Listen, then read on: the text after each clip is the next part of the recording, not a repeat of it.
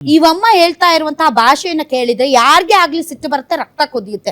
ಏನ್ ಹೇಳ್ತಿರೋದವ್ರು, ನಮ್ಮ ಮಿತ್ರ ರಾಷ್ಟ್ರ ಭಾರತ ಒಳ್ಳೆ ಆಕ್ಟರ್ಸ್, ನಾವ್ ಹೇಳ್ದಂಗೆ ತುಂಬಾ ಚೆನ್ನಾಗಿ ಅವರು ಆಕ್ಟ್ ಮಾಡ್ತಾ ಇದ್ದಾರೆ, ಹೀಗಾಗಿ ನಾವು ಅವ್ರಿಗೆ ನೀವು ಈ ಸಂದರ್ಭದಲ್ಲಿ ರಷ್ಯಾದಿಂದ ತಗೊಳ್ಳಿ 30 ದಿನಕ್ಕೆ ಅಂತ ಅವ್ರಿಗೆ ಅನುಮತಿ ಕೊಟ್ಟಿದ್ದೀವಿ. ಸೊ ನಾವು ತಗೋಬೇಡ ಅಂತ ಸ್ಯಾಂಕ್ಷನ್ಸ್ ಹಾಕಿದಾಗ ಅವ್ರು ತಗೊಂಡಿಲ್ಲ. ಒಳ್ಳೆ ಆಕ್ಟರ್ಸ್ ಅವರು, ನಾವ್ ಹೇಳ್ದಂಗೆ ಆಕ್ಟ್ ಮಾಡ್ತಾರೆ ಭಾರತೀಯರು, ಒಳ್ಳೆ ಆಕ್ಟರ್. ನಮ್ಮ ನಮ್ಮ ಮಿತ್ರ ರಾಷ್ಟ್ರ, ನಮ್ಮ ಫ್ರೆಂಡ್ಸ್ ಅವರು ನಾವ್ ಹೇಳ್ದಂಗೆ ಕೇಳ್ತಾರೆ. ನಾವ್ ತಗೊಳ್ಳಿ ಅಂದ್ರೆ ತಗೊಳ್ತಾರೆ, ತಗೋಬೇಡಿ ಅಂದ್ರೆ ತಗೊಳಲ್ಲ ಅವರು. ಅದಕ್ಕೆ ಅವ್ರು ನಾವು 30 ದಿನ ಅನುಮತಿ ಕೊಟ್ಟಿದೀವಿ ಅಂತ ಇವಮ್ಮ ಹೇಳ್ತಾರೆ. ಅದನ್ನ ಕೇಳಿಸ್ಕೊಂಡು ನಾವೆಲ್ಲ ಸುಮ್ನೆ ಇರ್ಬೇಕಲ್ಲ.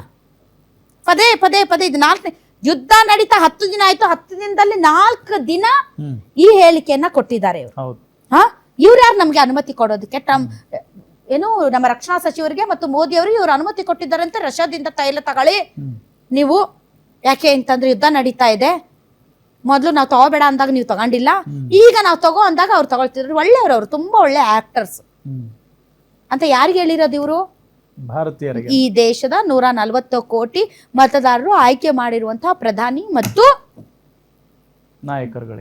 ನಾಯಕರುಗಳಿಗೆ ಹೇಳಿರೋದು. ಇದನ್ನ ಕೇಳಿಸ್ಕೊಂಡು ನಾವು ಸುಮ್ನೆ ಇರ್ಬೇಕಾ? ನೀವೇ ಹೇಳಿ.